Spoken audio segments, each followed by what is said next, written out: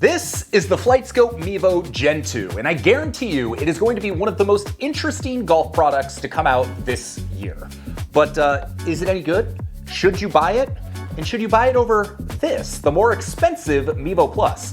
Today, I'm gonna tell you all about the new Gen 2. I'm gonna tell you what I like about it, what I don't, and I'm gonna help you figure out if it's a product you should consider investing in. Because for a lot of people, this is the one you want, but it's not gonna be for everybody.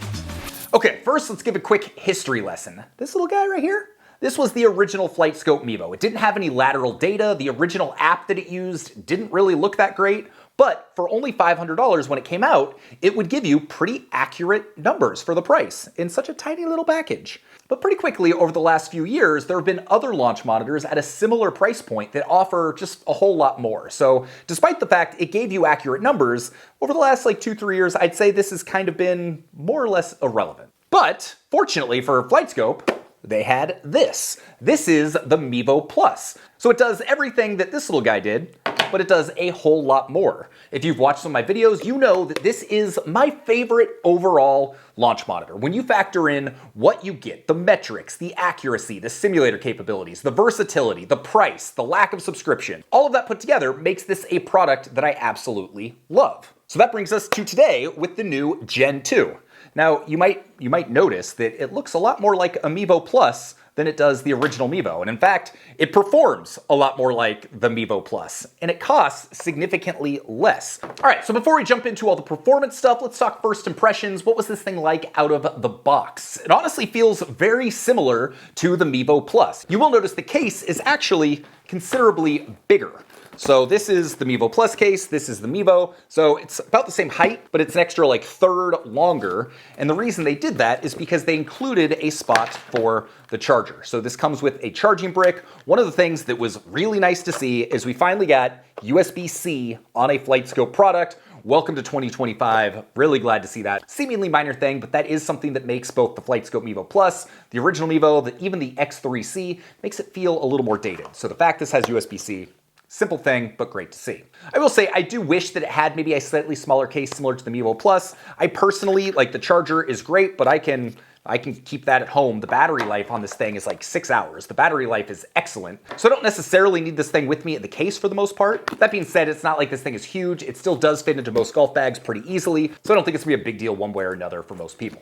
Size and looks-wise, it's very similar to the Mevo Plus. Just instead of being landscape like this, it's 2025. It's like it went TikTok, so it went vertical. Very similar looking. They both have FlightScope logo. They both have gray trim. Overall, a really nice looking unit. When it comes to the setup of the Mevo Gen 2, things have definitely improved. And the good news for Mevo Plus users is that it's also improved for this as well. That's one thing you'll notice about FlightScope, at least how they've done things over the course of the last few years, is if one product gets it, then they tend to kind of roll it out across the board within their app. So I really like the fact that at this point, all of the FlightScope devices all use the FS Golf app. The app is really good. It's really intuitive. We'll talk more about that in a minute. So the fact that a lot of these features keep trickling down is really nice to see. Last thing you'll notice on a first impression is the fact that this thing does include fusion tracking. So this is something that first came out on their $15,000 X3. Essentially what fusion tracking does is it takes the camera, it takes the Doppler radar, it combines the two to give you more accurate results. This was released as a free upgrade to the Mevo Plus a few years ago. So to see that it's now trickled down all the way to the new Gen 2 at $1,200 is a really cool feature to see. From a setup perspective, FlightScope has addressed one of the biggest issues I have had with that, and that comes down to the fact it is Wi-Fi only. So in the past, let's say you're using an iPad that doesn't have a cell connection. To connect your Wi-Fi to a FlightScope device, you would have to go into your Wi-Fi and you would have to connect to the Wi-Fi network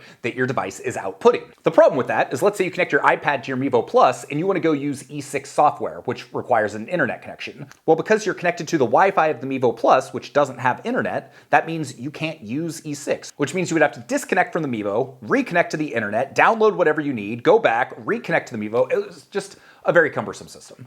All that to say, all of these devices now have Wi-Fi sharing. So now you can use your FlightScope products, you can connect it to the internet, and you can connect it to your mobile device, no problems. The feature works really well, it's very easy to set up, and I'm happy to report that the Gen 2 has that feature built in. So connecting to this unit out of the box is super easy. When it comes to getting set up on a range or an indoor setup, things are mostly pretty good with this. There is a new stand, boop, on the back of the Gen 2.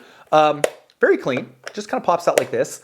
I will say I personally don't love this stand for one very important reason. Because with this device, you're trying to get the tilt at about 12 degrees. So you set it down, you want this to be at about 12 degrees, and ideally you want it to be at 0 degrees roll left and right.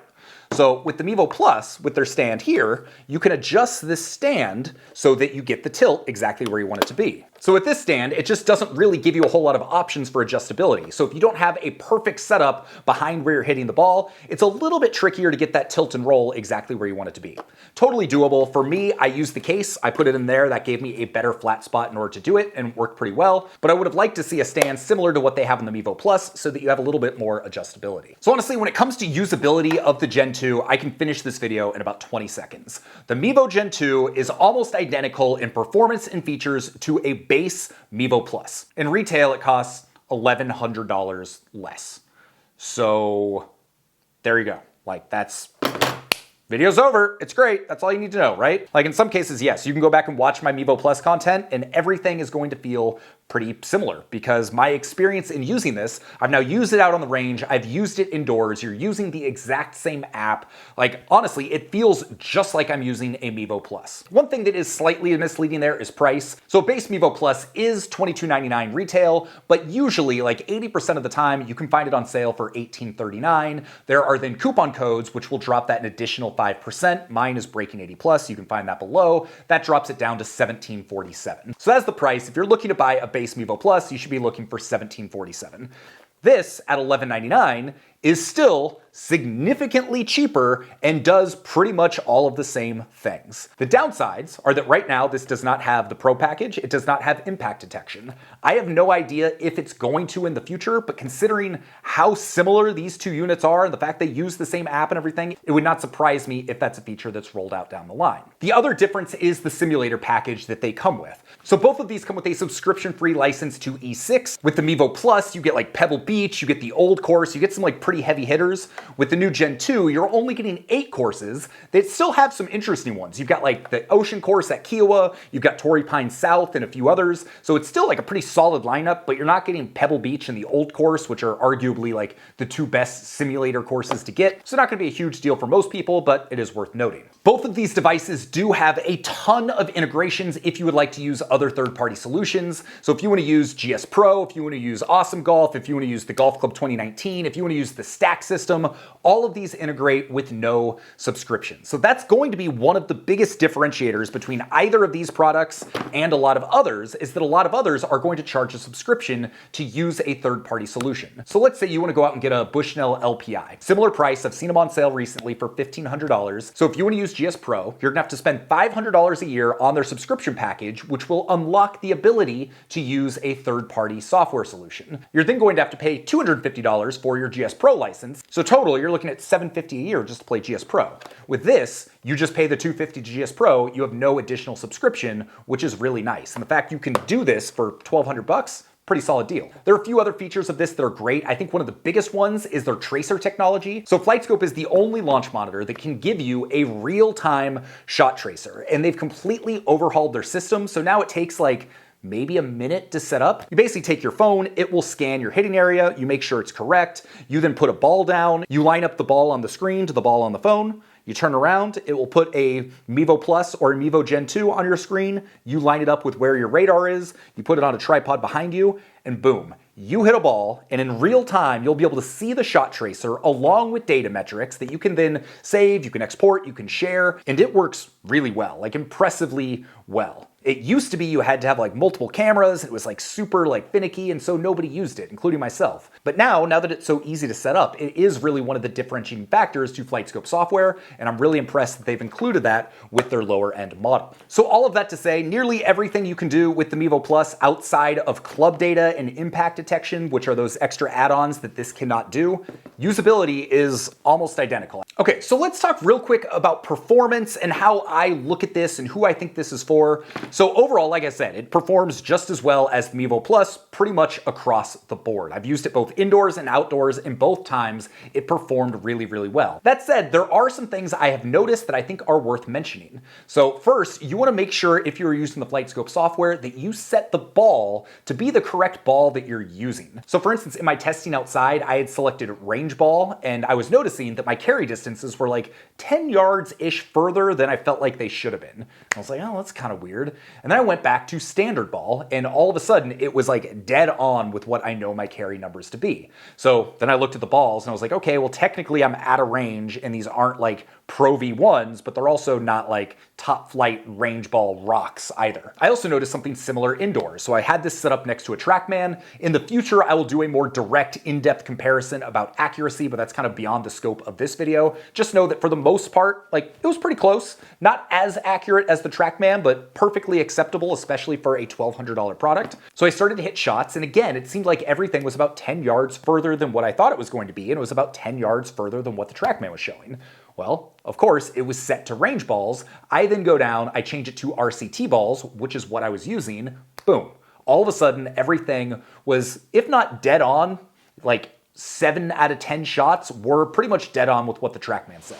Okay, first shot actually with RCT balls set on the Trackman. We got carry 123, carry 122, ball speed 98, ball speed 98, spin 7127, 7431.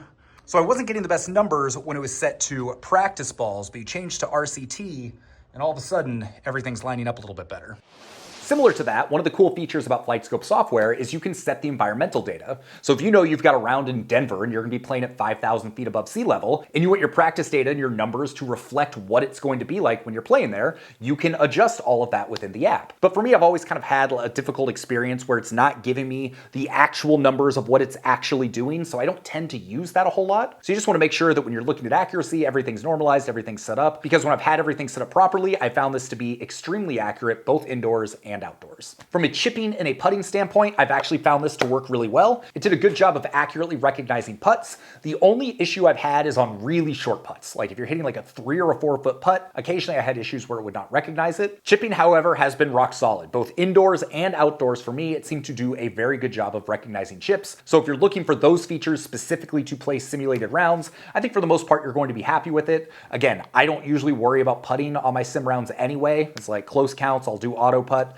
So that's not a big deal for me, but I did find, aside from some of those really short ones, accuracy and tracking to be very good. The Mevo Plus Gen 2 also does come with little silver stickers. You might expect that to be for club tracking, but since this doesn't include club tracking, you would be wrong. These are actually meant to be put on the balls to more accurately capture spin numbers when you are indoors. These days, if you're using a launch monitor or simulator indoors, I would say just go get some RCT balls. Those are compatible with this, so these are a little bit of a relic from a bygone era. If you have RCT balls, you don't need these. But it is nice that they include these because RCT balls are expensive, and if you don't want the added expense, then this will save you a little bit of money. A couple other things that are nice about this is you are able to use the FlightScope PC software. So if you do want to get more of like a high-end simulator setup, or you are planning to use GS Pro, but you also like the metrics that FlightScopes give you in the interface, you can use the PC software with this. You don't just have to have the mobile software. Also, FlightScope is compatible with the Apple Watch. I'm amazed that more companies don't do this. I think that is one of the absolute best ways to use a product like this, especially since on my first day of testing, it was like pretty hot. It was like in the 90s out at the range where I was testing things out, and I was finding that both my iPad and my iPhone, when I would put them out in the sun, within like 5 to 10 minutes, they were overheating. So obviously that's a big drawback to any launch monitor that doesn't have a built-in screen. But if you're using an Apple Watch, you can basically have your phone, keep it in your pocket, get all of your data right on your watch, and that's super handy. It's also really nice if you don't want to turn on the audio, so you don't want to bug anyone at the range and have that audio feedback. Simply look down at your wrist. Everything works well. I also just note to Garmin, you've got your own watches, you've got your own launch monitors. Why the R50 and the R10 don't integrate with Garmin watches, that's beyond me. tangent. But I think if you're someone who wears an Apple Watch and you're someone who's going to use this product outside at the range, I think that is a massively undervalued feature. A couple quick notes on accuracy. Like I said, we're not doing like a deep dive on accuracy here, but I will say inside, when compared to a Trackman, all of the trajectories were dead on. Every single shot, basically the shot tracer, it did exactly what I expected to do, did exactly what the Trackman did. Like I said, most of my shots, 7 out of 10, were within a yard or two and within a couple hundred RPM spin. Occasionally, like maybe 2 or 3 shots out of 10, I did have a few outliers where the shot trajectory, everything looked the same, but the carry distance was off and spin numbers were a little bit off, and not dramatically. Like I think 5 to 7 yards at the most, and spin would be maybe a couple thousand RPMs different. Who's to say which one's correct? Obviously, Trackman's kind of the gold standard, so you assume that one's going to be correct. But like I said, those discrepancies, while they happened, it wasn't like they happened all the time. So considering the price difference, I've actually found the performance relative to that indoors to be very good. A downside to either of these is they are Doppler units, so you're going to need 8 feet in front of the ball as well as 8 feet behind the ball. So you need 16 total feet of space to use this, which I know for some people, that right there is going to be a deal breaker. So that's gonna be one of the benefits to using an optical launch monitor, is it's just gonna take up a whole lot less space than a Doppler unit. So with all that said, should you buy this? I mean, honestly, it's a pretty compelling product. You're getting everything that this does for a whole lot less money. Because if you don't need club data, pro package, impact detection, all the stuff that you can add on to this, if you don't need that, if you just want the base stuff, this will do it all for $550 less. So that right there, super compelling. I also love that this uses the general FlightScope software. FlightScope software is professional level simulator software. So if you're using like Rapsodo, if you're using Garmin, if you're using the Voice Caddy SC4 Pro, if you're using Square,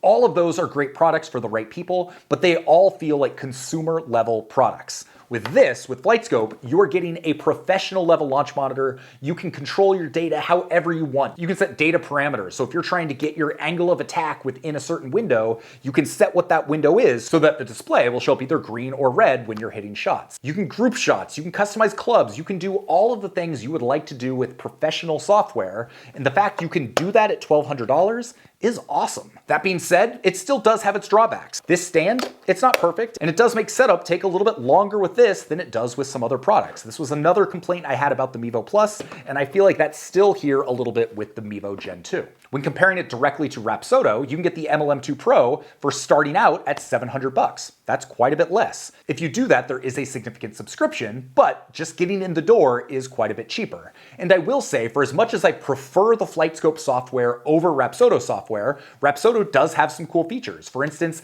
they've got their Combine feature, which I think is great.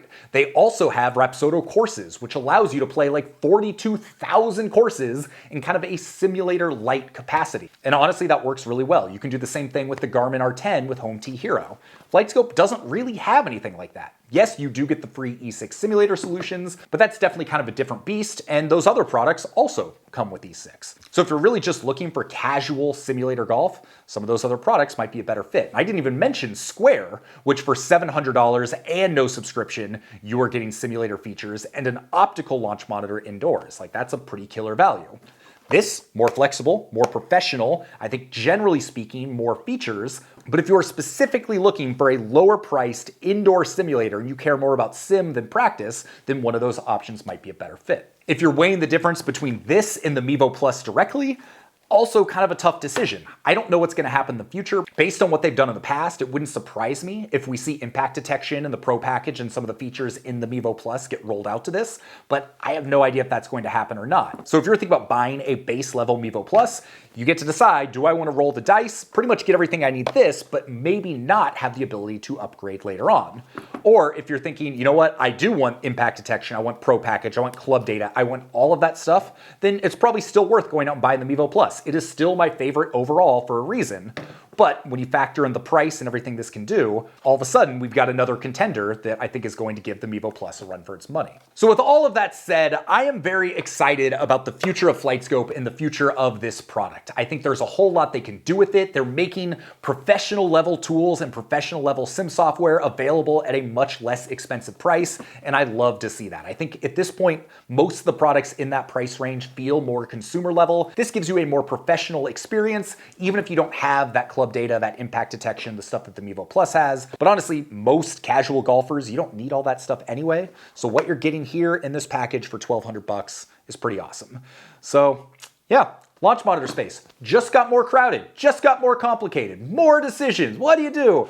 I don't know. Do your own research, but that's my take on all of this. But honestly, I'm excited about this. I think it's a really good product. I'm excited to spend more time with it, and I'm excited to see what they do with it in the future. If you're still not sure which golf launch monitor is right for you, go take our 30-second quiz. You're going to answer a few questions around what you're looking for, and I'm going to give you my best recommendation based on your needs. And with that, my name's Sean Ogle. I'm the founder of this thing here at Breaking 80. We talk about cool golf products. If you're into cool golf products, I mean, who doesn't love cool golf stuff? Maybe subscribe, give this video a thumbs up, drop a comment if you have any questions about this product or any other launch monitor. I'm pretty familiar with all of these. And with that, go watch this video. This is where I talk about my favorite indoor launch monitors. I did shoot that before I had access to this, so you won't find that in there. But I think it'll give you a good idea of some of the other options on the market. Hope you have an excellent day. I can't wait to see you on the next video. Peace.